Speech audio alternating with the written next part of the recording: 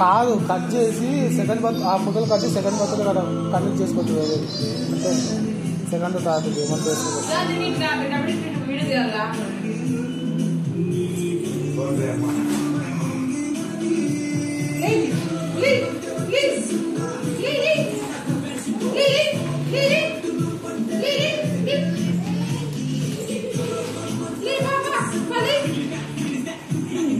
దానాలు వస్తాయి.